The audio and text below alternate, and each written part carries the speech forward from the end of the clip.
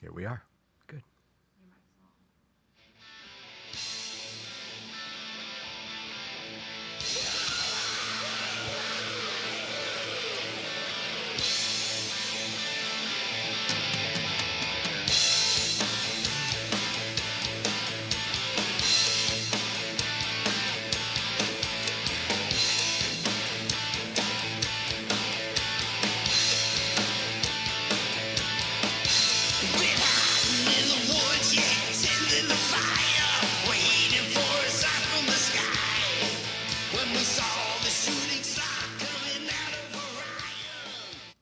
Welcome, welcome, welcome, everyone. It's 6 o'clock on Monday night, and you're listening to the 80th installment of the Age Out Angels Radio Hour on www.hamiltonradio.net, Channel 2. That was Angel Fire playing us in, and I'm your host, Greg Rapport. I'm the founder and executive director of Age Out Angels. We're a 501c3 nonprofit corporation that provides one-to-one mentors to vulnerable youth for the purpose of coordinating the care and services that they need to survive. We try to help youth avoid some of the horrible pitfalls that they're likely to face if they don't have a proper safety net. And this program is brought to you every week at the same time, courtesy of Doc G, William Saunders, Ruben Rodriguez, and all the fine people here at Hamilton Radio who allow us to use this airtime so graciously. Doc G is on the big board tonight. Robin is producing. So good to see you both. And thank you so much at home for tuning in. We've put together what I hope you will find to be an insightful and compelling view of the child welfare system and community organization. So get ready, because tonight on the radio hour, I'll reveal the Age Out Angels plan to help youth get housing, probably the biggest issue that faces young people when they age out of foster care or otherwise just lose their safety net. Plus, we have two great guests tonight. John Carl Lewis, president of I Am Trenton Community Foundation, is right here with me to talk about some of the amazing projects that I Am Trenton supports through funding and support of the community. And a regular on the program, Peg Gould, will be calling in later. She's the Assistant Director of Community Education and Training for Mercer County Community College. This would actually be, on the phone, her third appearance. And she'll be reminding us that affordable education really actually is available. People don't believe that, but you got to know where to look. So please find us on Facebook. If you're listening on Hamilton Radio, just go to Facebook, go to my name. Don't stop listening on Hamilton Radio, but go to Facebook and hit that share button, or even better, email your whole address book and tell everyone to go to hamiltonradio.net Channel 2. Please tell everyone in your world what we're talking about tonight, because what you're going to hear applies to every geographic region, wherever you live. And what we talk about here needs to be shared. Don't keep this private to yourself. Help us share it. I'm not asking for your money. I'm just asking for you to hit a button. Tell your friends. There's a generation of youth out there being forgotten, and we can't sit still while that happens. And while you're doing that, let me remind you that we're here almost every Monday from 6 to 7 p.m. with the Age Out Angels Radio Hour. We have a great lineup of guests coming up. Next week, April 8th, Denise Holken from the Trenton Public Schools will be here, along with Carol Chickering Burden from a very interesting organization called Trenton Music Makers. There was a similar program on 60 Minutes a few years ago, where they took young people and put them into an orchestra, and the results, on their lives were just mind-boggling. And Carol's going to be here to talk about that. On April 15th, everybody take a deep breath, because stressologist Carol Rickard will be here to teach us how to relax and offer insight into treating trauma through relaxation techniques. And on that same program, to continue to relieve the stress on that night, Tina Lamar from Sheltered Yoga will be here. On April 22nd, we'll have a packed studio. Retisha Berthier, a therapist who specializes in trauma, will join us. And we'll continue our discussing about housing with Kalaine Tarantali and Sarah Torian from Housing Initiatives of Princeton. And the list just goes on and on and on. So be sure to tune in every Monday at 6 p.m. for our unfiltered look at the child welfare system and other related social services. This is where you come to get the whole truth. And I promise what you will hear tonight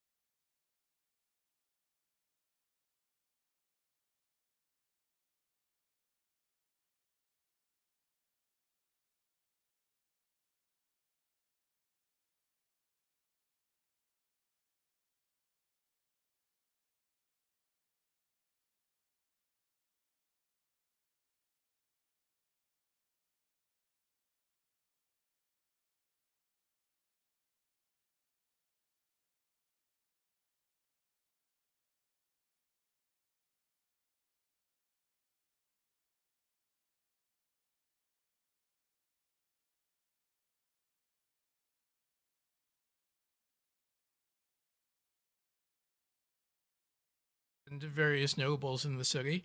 But it soon became a nonprofit with a diverse all-volunteer board of trustees who wanted to build pride in the city, do community-focused giving, and again make Trenton an even better place to live. So, are you a Trenton native? I'm not a Trenton native, although I have Trenton roots. My grandmother was raised on Calhoun Street until my grandfather came and took her away to South Jersey. All right. But I do have relatives in the area and visited Trenton. I remember Cadwallader Park when I was a young child. This is before the 70s. And you do live in Trenton now, right? I do live in Trenton now. I've been living in Trenton for 13 years with my husband, Steve Slusher. We live in a neighborhood very close to the river and in between the river and West State Street near 29. Hey, Melvin Ford, Tony Parlente, and Lisa Filer all just said hi.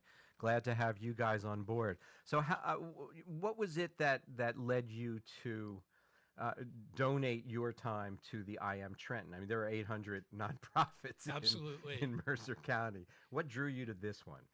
Well, what drew me to I Am Trenton is two things. One is that it was a hands-on board. The people who govern the organization are the people who actually do the work. So they're movers and shakers, but they get their hands dirty or get their hands clean, however you want to characterize it. There are people who go out to the events, who patronize the arts, who fund education. The other thing I like about I Am Trenton is that it's a wonderful feeling to give away money. I just have to say it feels on a visceral level to be quite a nice thing to hand over a check to someone that may be small to somebody else, but means all the world to a recipient who can then take that money and build a small idea into something grand that can benefit not only themselves, but benefit their communities, their neighbors, even generations to come. And we're going to talk about some of those individual projects in a little while. Absolutely. But first, so how long have you been with I Am Trenton? I've been with I Am Trenton for about 4 years now. Okay. I started as a board member and became president not this past January, but the January before. I see. And is there like a particular mandate? Like I know last week I was with the Smith Family Foundation, and they have a very strong mandate directed towards education. Yes. Right, that's their thing. The Trenton Circus Squad has a very strict mandate towards teamwork and team building skills and that sort of thing, working together. Does I Am Trenton have a specific line that they follow, or is it a broader category of projects that they'll consider as long as they make Trenton better? It's a broad category of projects that we will consider. We like to say we'll consider anything. Okay. We won't fund anything, but we'll consider anything. We are more interested in finding out what good ideas people living in neighborhoods have to benefit their own neighborhoods and their own community. I see. And funding that, nurturing those seeds of ideas. We feel that Trenton and other areas with fewer resources than, say, a Princeton get a lot of attention from the outside, from people who want to help those poor people in Trenton. And we certainly would love to have resources, and we're certainly open to ideas, but the people of Trenton have good ideas on their own. Of course. The people of Trenton know what they need. They know what their neighborhoods need. It's like if you are talking to youth and you want to know how to best help out youth, the first thing they'll say is listen to us. Yes. Listen to us because we may have the solution to our own problems. Yes, we've done that in several meetings, and it's really quite remarkable, the little gems that a young person can bring to the table. Yes. That someone my age wouldn't have even thought about. Yes. I'm not everything that they say is gold, and not everything that I say is gold either. Absolutely. But in a dialogue, in the course of a dialogue, it's amazing what you can learn from young people. And of course, what you said a moment ago is a mouthful, and it opens up a whole totally different can of worms. I don't know if we want to walk there tonight.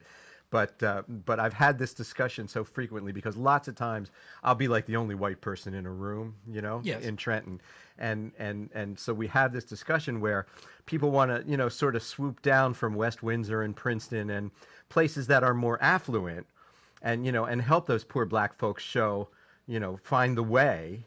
Yes. And I'll be in a room with people who know perfectly well how to find the way. Yes. Black people don't have to be taught how to find the way. Just to a large extent, the people who are living in the inner city and are living in poverty need a chance. They just need a level playing field. Yes, and a chance to interact on an even intellectual That's level right. with everyone else in That's right. society. The I Am Trenton board is quite diverse.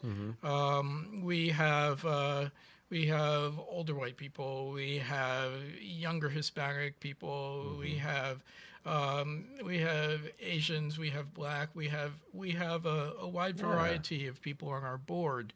And the thing that we do well is we respect each other's ideas and we respect each other's strengths. We have a rather strong board right now of people who bring their various talents to making I Am Trenton the successful organization it is at giving out money and nurturing ideas in the community. Yeah, and I think one thing that people don't realize when they're looking at urban areas from a suburban vantage point is that most urban areas are not one culture. They're not, black, or they're not Hispanic. They're becoming the melting pot area. Absolutely. So Trenton has, black, Hispanic, Indian, Polish.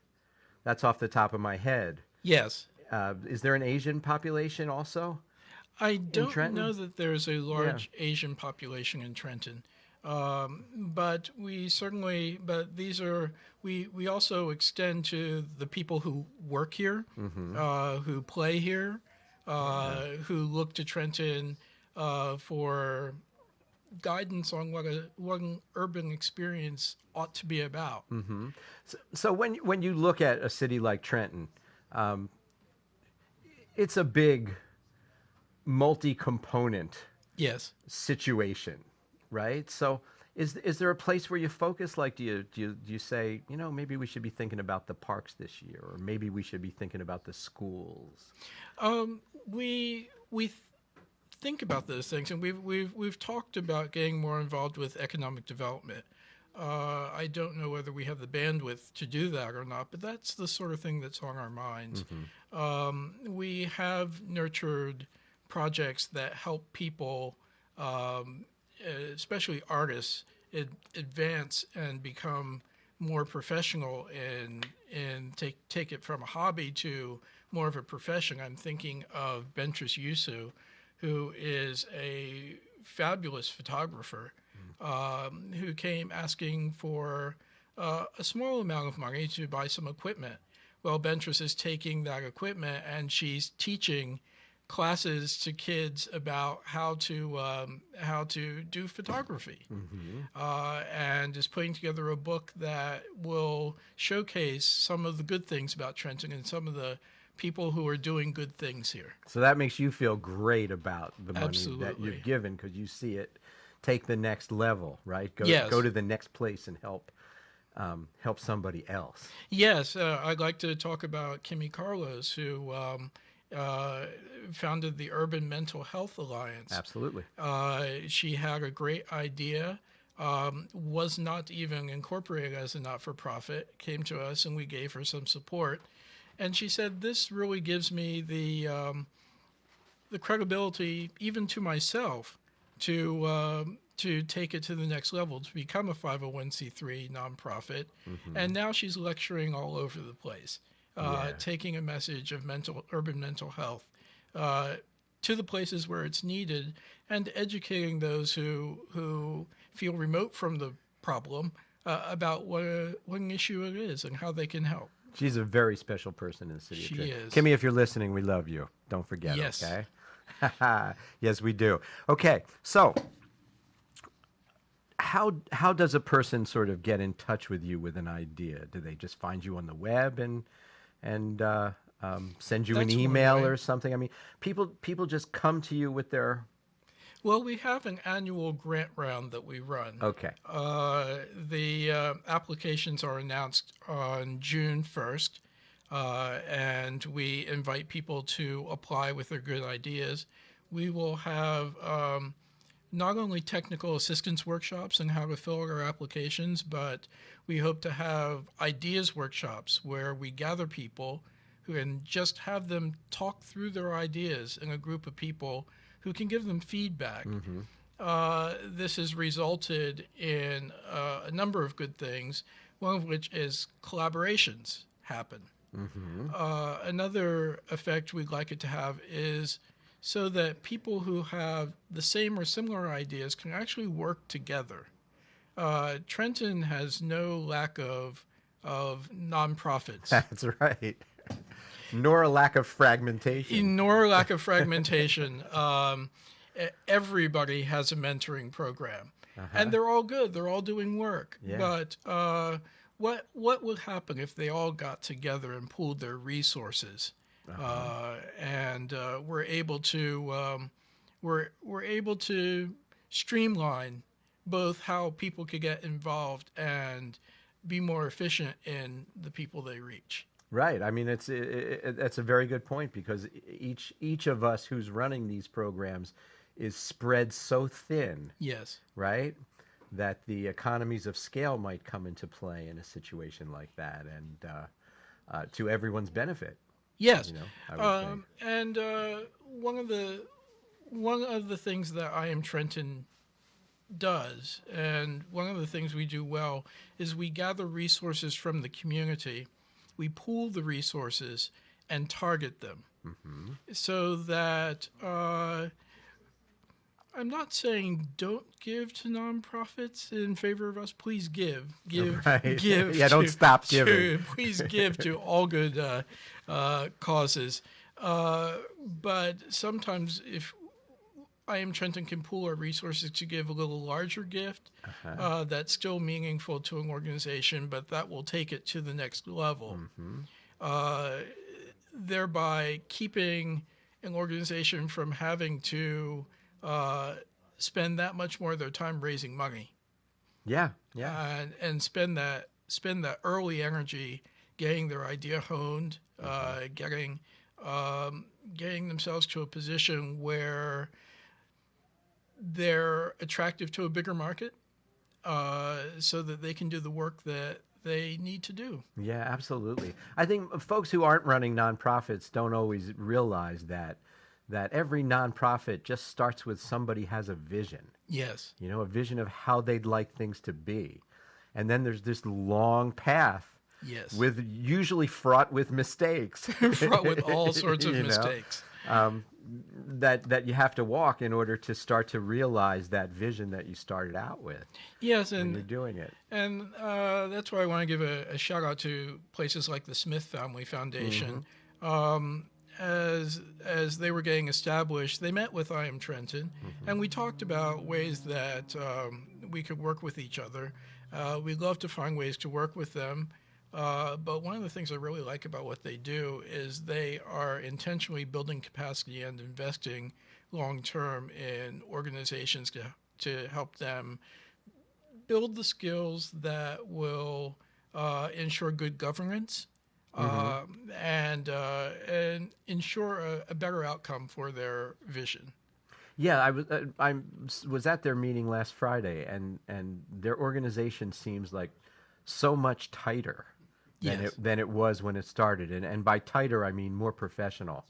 They're very professional, than when it started. Yeah, and that was like totally impressive. Yes, it was sort of knocked me out impressive. So tell me some great projects that you've supported with I Am Trenton. Who are some people? And are there any projects where you go, oh man, never again this one? And don't say their name.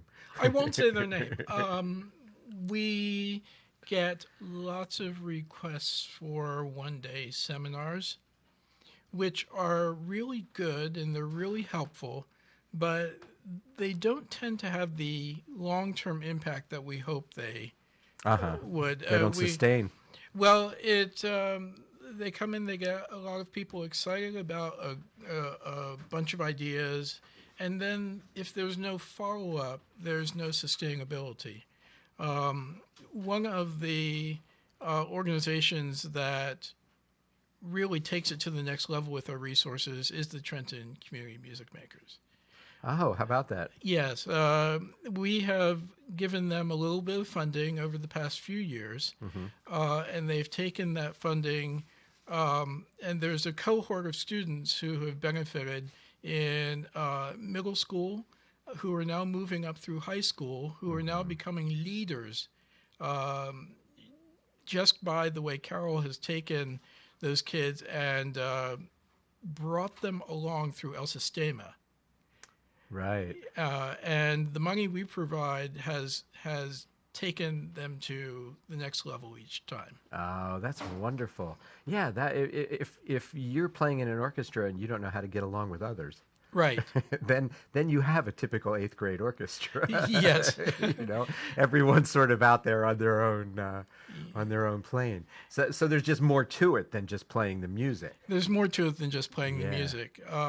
That's one of the things I'm proudest about of I Am Trenton. We have invested in hundreds and hundreds of children. Wow. Who have learned how to do art and socialize with each other. Yeah. Who have learned to build bikes and get to know the police department. Every activity that these children do, it teaches them a skill set that they need to get along in the world. Yeah. A skill set that helps them to take ownership of where they live and make it a better place. It's a beautiful message. Now, we have 1 minute before the break. How would you advise people out there in different parts of the country who are listening right now? How could they start an organization like yours? Well, the first thing to do is to get together a handful of people, hopefully some of whom have means, hopefully all of whom have ideas, and talk about ways to find out what's going on in their communities so that they have a good idea of what needs funding, what could be funded, where the dollars would best go to create a sustainable outcome. Yeah, I think that's key there is don't sit outside your community thinking you know what everyone needs. You got to get in and get dirty and find out Absolutely what's needed. We're going to take a short break. When we come back, more with John Carl Lewis. Maybe we'll hear from Peg Gould in a few minutes. We still have half a show to go. Hit that share button on Facebook. Don't go away.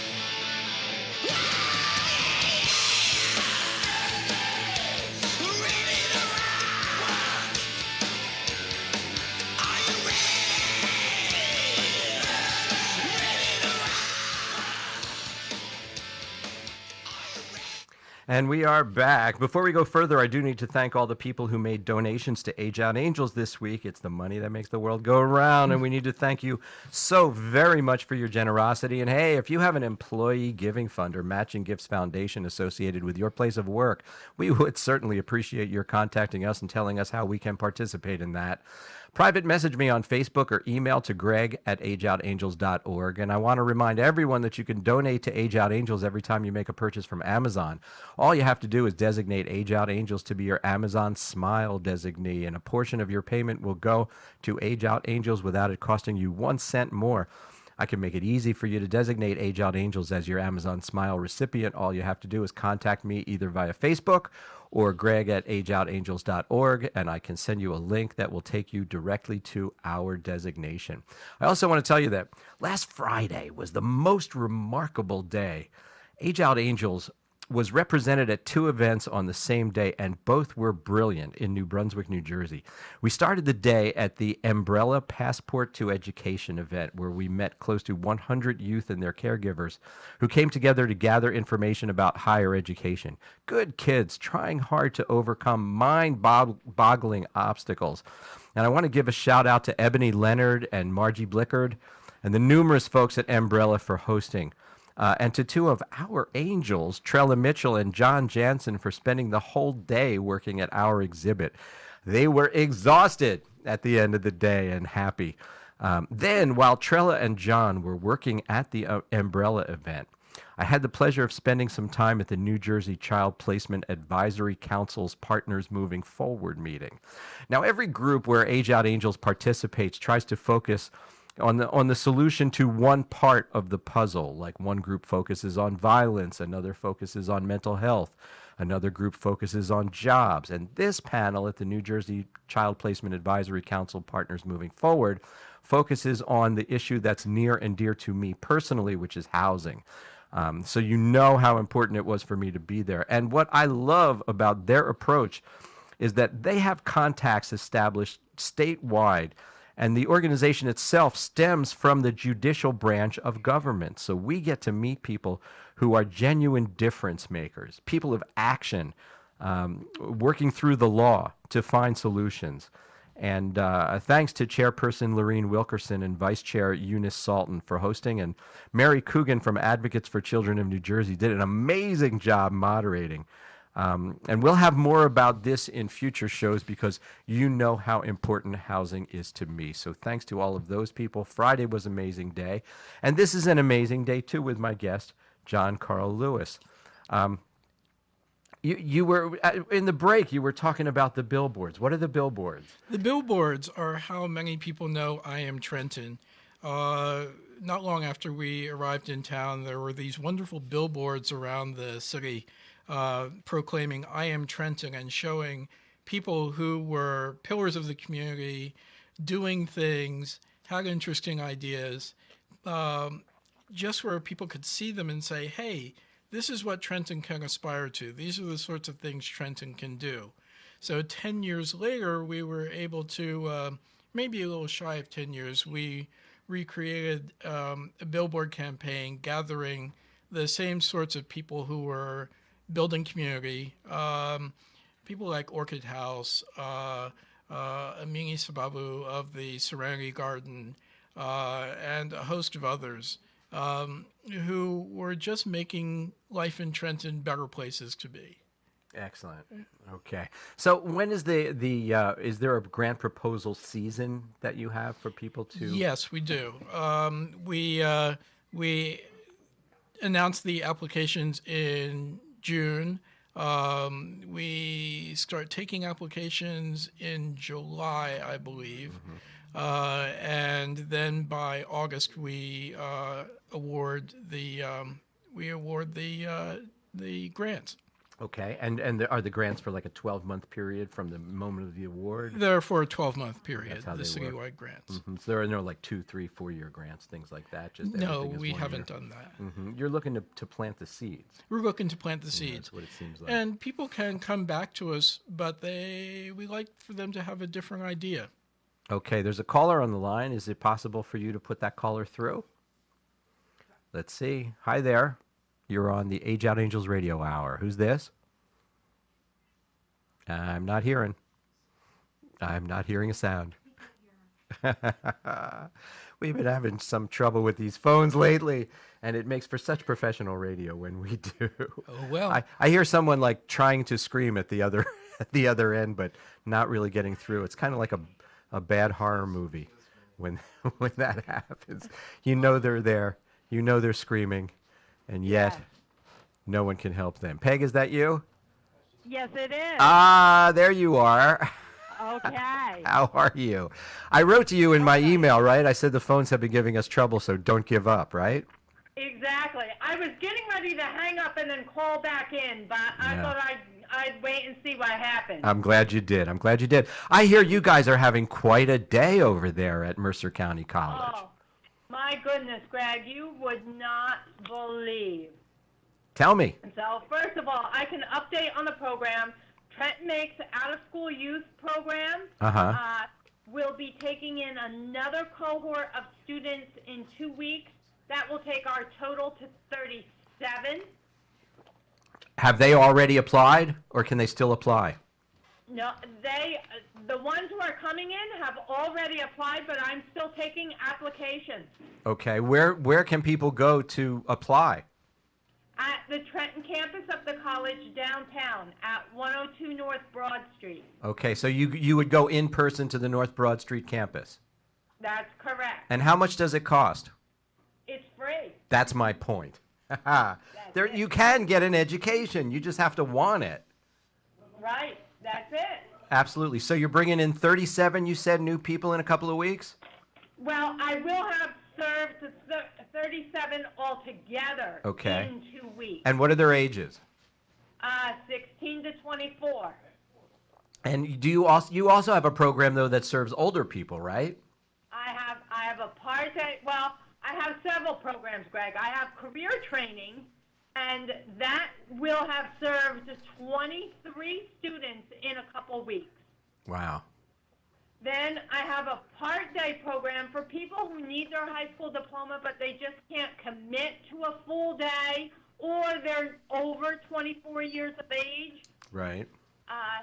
And that program just is taking in an additional 60 students as of today. That's what happened today, right? That's it.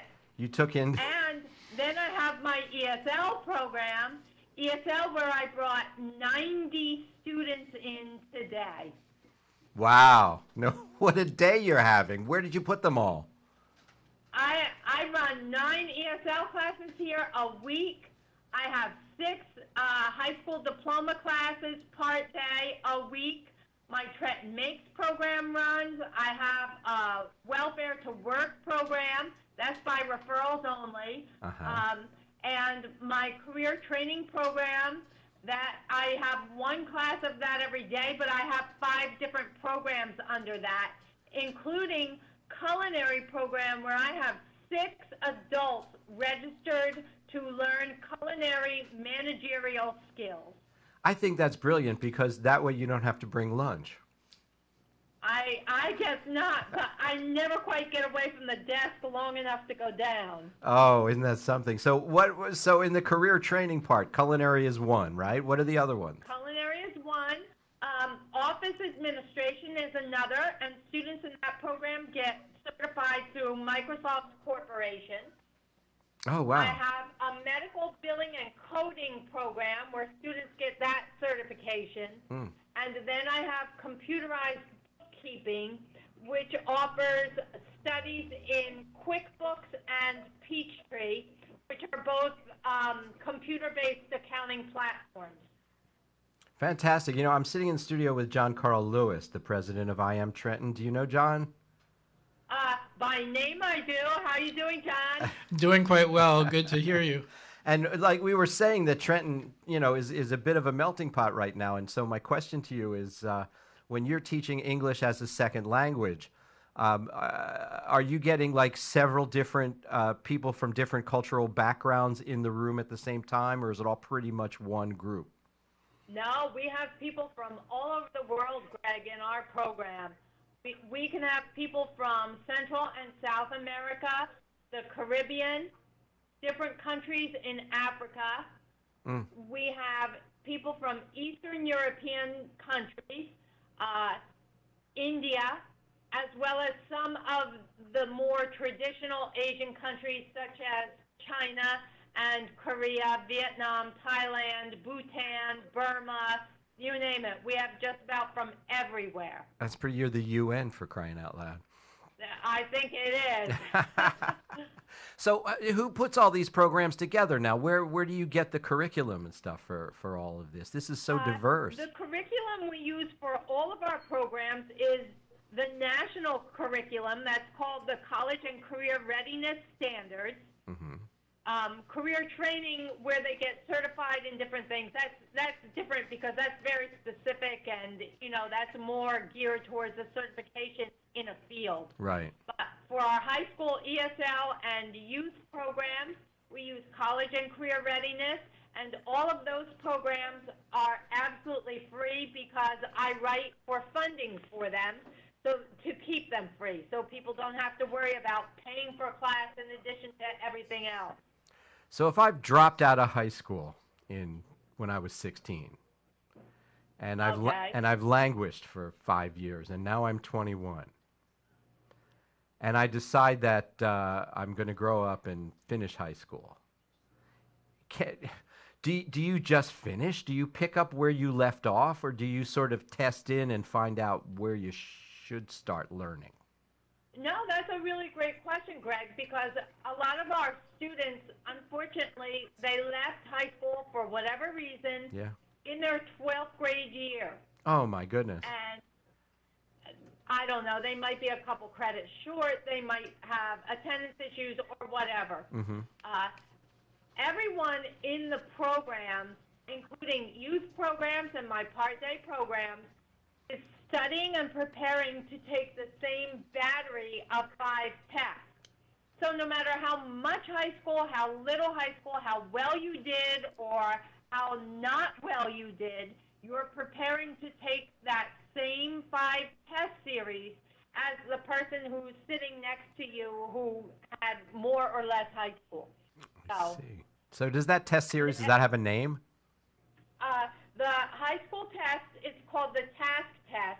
Now we're going to get into the education acronyms, Greg. Yeah, we're in the weeds TASK now. Stands for Test Assessing Secondary Completion. And people who pass that test actually receive their high school diploma from the New Jersey Department of Education. And is that different from, what did I hear about the other day? I heard about the PARC test.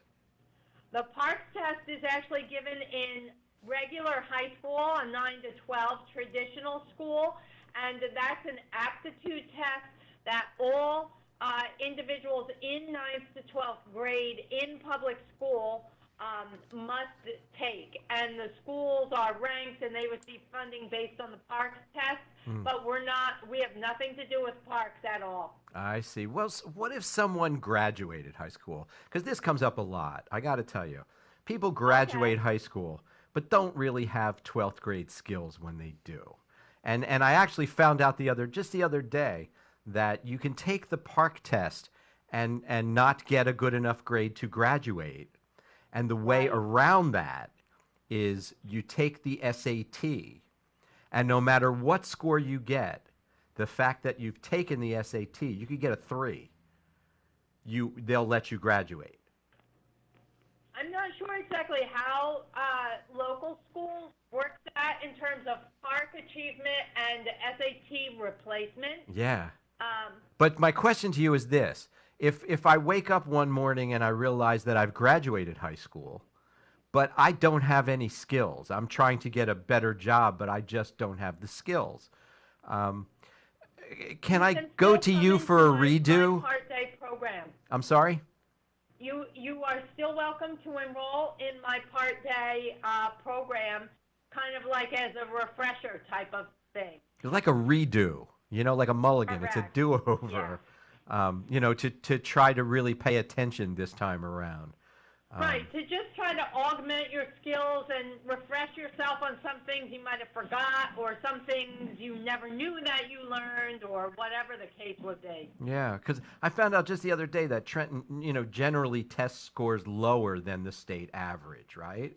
But That's correct. But their rate of children who took the SAT test was like double that of the state average. So it's like, what's that incongruity? And the incongruity is they just take the SAT and then they're allowed to graduate.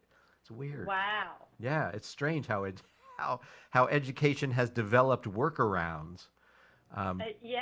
to send them through. and but they don't necessarily have the skills. So it would require a certain amount of self-knowledge, self-understanding, self-awareness Right. to know that you don't have the skills and you're not ready. So do you have like a regular semester the way schools do? I mean, it sort of sounds like you start programs like in between when you can. Well, it depends. I mean, we do have a schedule. For the part-day classes, I enroll students about every 8 to 10 weeks. And why is that? Because people are constantly getting their skills up to go and take their diploma test. So the class size goes down, and then I re-enroll to pump the class size back up and give people another chance. Absolutely. For my out-of-school youth program, I only have them start once a month. I only take new students once a month. So our next set of students is getting ready to start in 2 weeks from today. So let's say I've gone through the course and I've taken the test, and I failed the test, and I'm just speaking personally because of my relationship with mathematics. Can I come back and do it again? Well, first of all, Greg, you should understand you didn't fail. You just need to revisit a test. We don't use the word fail Oh, because you're it wonderful. just kind of underscores a negativity with people.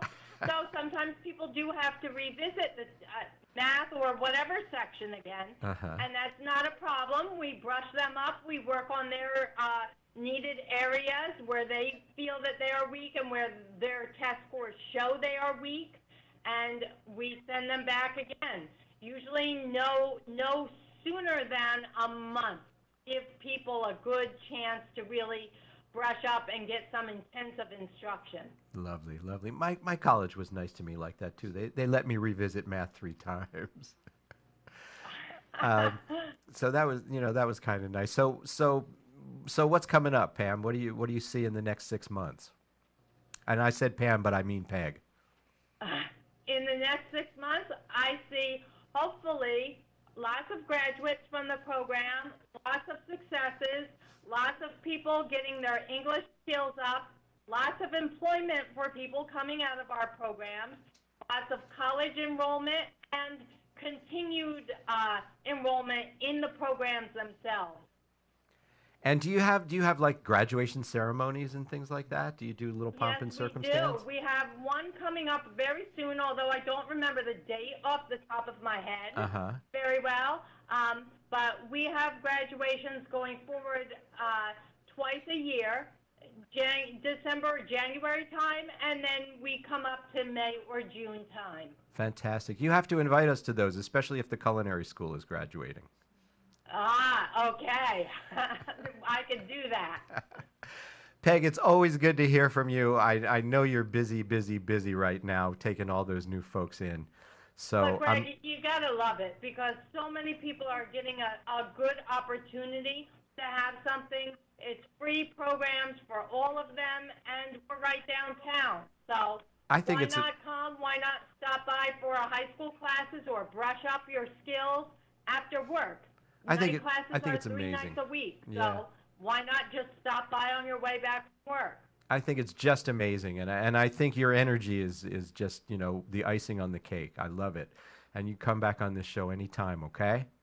Oh, thank you, Greg. But I hope to be there in person and not via phone. It's not my best choice. Well, you're working hard, and we respect that. Have a good evening, Peg. You were very gracious and very kind to accommodate me via phone. You bet. Have a wonderful evening. I'm looking forward to the next time. Yep. Take care. Bye-bye. Okay, bye-bye. So what do you think of that, huh, John?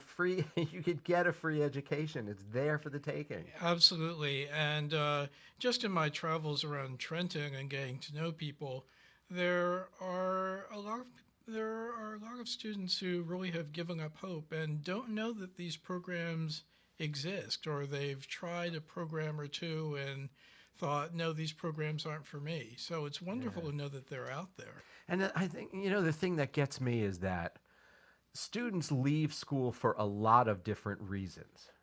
You know, I mean, people outside of the urban area get the impression that, people leave school for all the wrong reasons. Right. But they don't get it that, sometimes kids have been in situations where they've been so badly abused and tossed around.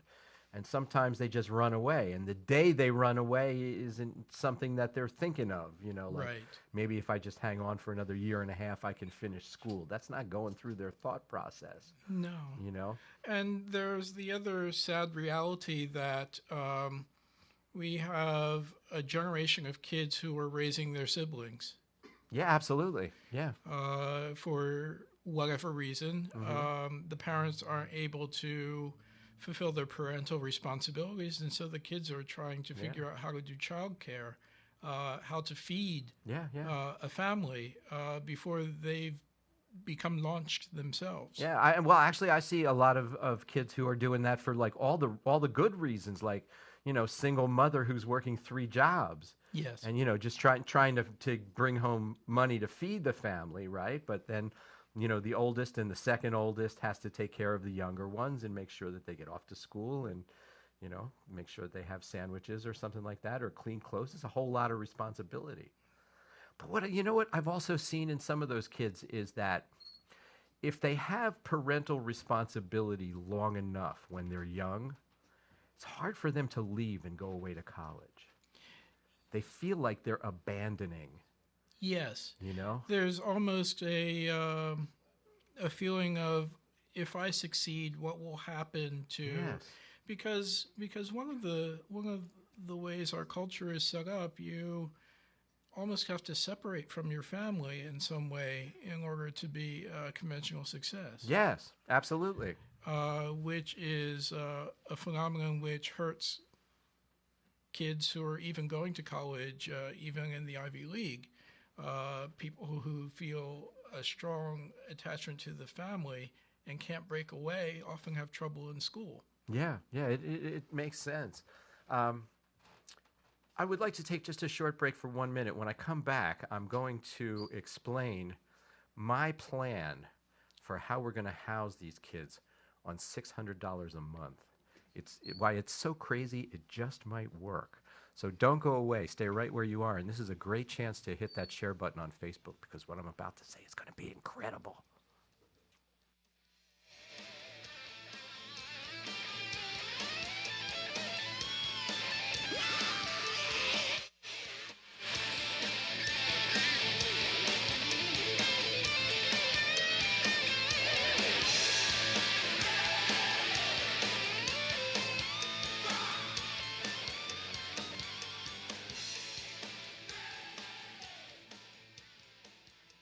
And we're back, and with us in the studio is Dr. Felicia Nace. Her show is going to come on right after mine, so don't go away, okay? All right, so here's the deal. Once again, from the beginning of the show, the challenge is $600 a month income. Must have proximity to work so that you can get there by bus, walk, or bicycle. And an internet connection. Okay. Over the next few months, I'm going to be twisting the arms of every civic organization: Elks, Moose, VFW, Rotary Clubs, Lions, Knights of the Pythias, Knights of Columbus, Ladies Auxiliary of the Knights of Columbus, St. Vincent de Paul, the Freemasons, whoever else I can find who just might have a member or 2 or 3 who would be willing to offer a spare room in their home to a youth who deserves it. Okay? Now, here's how I see this. First of all, we'll pay them. We'll get them like $200 a month. I don't think that, a kid should just have free everything. You got to put some skin in the game. I don't believe in like absolutely free college. I think you should have some skin in the game. It should be affordable. But you should know that you're working towards a goal, right? So out of that $600, $200, a third, that's fair, to spend a third of your income on rent. So we'll give them $200. We're asking in return for a room, some kitchen privileges, because we don't want to spend all of our money eating garbage outside, right? Kitchen privileges, washer and dryer, we want to be clean, have clean clothes, and access to their internet. That's what we're asking for. In return for that, We'll give them company, for crying out loud. I was just in Florida. Do you know how many widows there are in Florida who go to sleep every night in an empty home? And it's terrible. It's like it's depressing. It's sad, to do that. And it doesn't matter how much fun they have during the day. It doesn't matter how many mahjong clubs they belong to. It's at night, it gets dark, and there's no more television to watch, and then there's just nobody. And that's not right. So if the people are out there and they're empty nesters, they could be couples. They don't have to be single people. If they're empty nesters, if they're couples, maybe they want to travel a little bit, and it'd be good to have somebody in the house, to make sure that the house is secure. Because I got to tell you, the people that I work with, the kids that I meet who are coming out of the foster care system, they're not drugs and gangs and violence and all that kind of stuff. I mean, there's none of that you really have to worry about. It's just like if you put an ad on Craigslist for a room and someone answered, and then you said, okay, you can have this room. You're just meeting another human being who walks the earth and is just trying to get by day to day. So that's what we're going to be doing. We're also going to be hitting every church, every synagogue. It's a win-win situation. Now, we're not asking these people to be mom and dad, okay? We do that. We provide the mentors and we'll make sure that they have the guidance and get to their doctor's appointments and things like that. We're not asking them to be mom and dad. We're just saying that they're going to have a chance to do something good and make a difference in a young person's life. And it doesn't cost any of us anything. I won't be writing a grant to I Am Trenton, for that to do, because the idea is the kid will pay the $200. That's the whole point of doing it. There's no money that needs to change hands beyond that. And we're looking for people who understand that this little act of charity is what it takes to solve what would be an immediate crisis. And using that as a launch point, then they can register with HUD, and we can register them with social services, and they can be on a waiting list for 8 months, and they're not in the street while they're waiting to do that. So there you have it, ladies and gentlemen. This is our chance to do that which the system cannot. And as a culture, I believe that we're better than the system. So be sure to come back here every week, and I'll let you know how it's going. So there you have it, ladies and gentlemen. Another hour talking about youth who should matter more in our political and economic discourse than they do. We thank you so much for tuning in and maybe helping spread the word. Again, we offer humble thanks to Hamilton Radio, to my most excellent guests, John Carl Lewis and Peg Gould.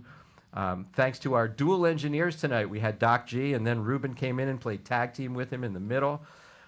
Music provided by Angel Fire. Our webmaster is Carmen Garcia Valera. Our social media specialist is Bailey Braverman.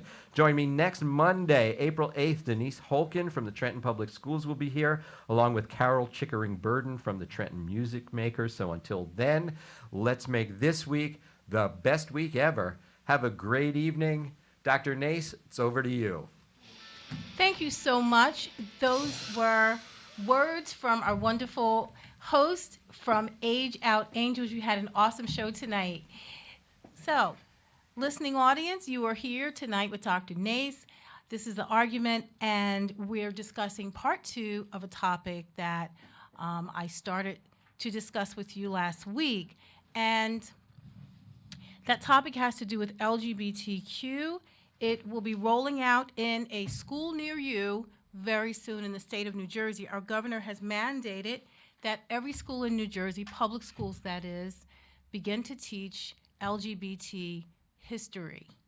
So my question tonight is, what is the urgency for implementing such a mandate? And, will it be beneficial for children? Because that's what we're all about in education.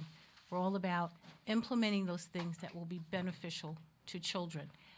All right, so first I'd like to begin with an article that came across my desk in early February, which is pretty much around the time I became aware of this mandate.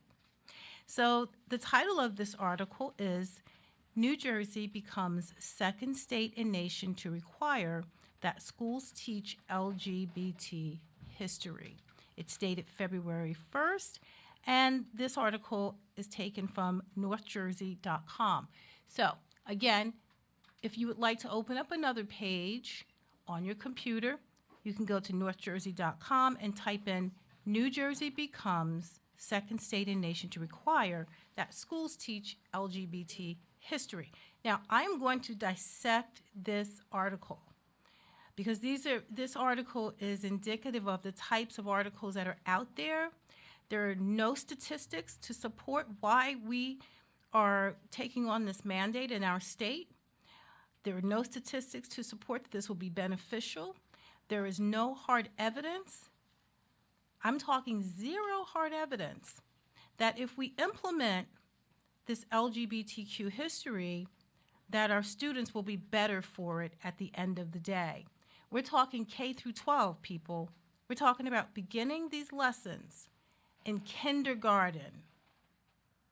Okay? Not high school, kindergarten. So let's take a look at this article. There are a lot of articles that are very similar.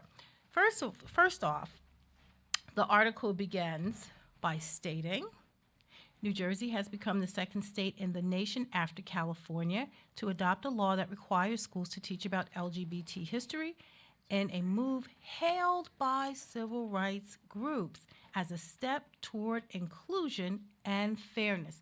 That's a buzzword we hear a lot, inclusion.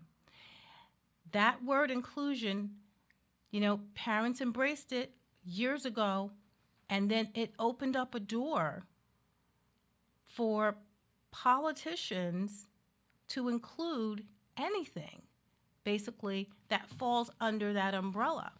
And here we are today, opening a door to LGBT history. So that first line, that opening line, also states that this move is hailed by civil rights groups. However, this article failed to mention one civil rights group that is supportive of this move. So as you read these articles that are coming out, parents, educators, if you're just concerned about kids in general, if you're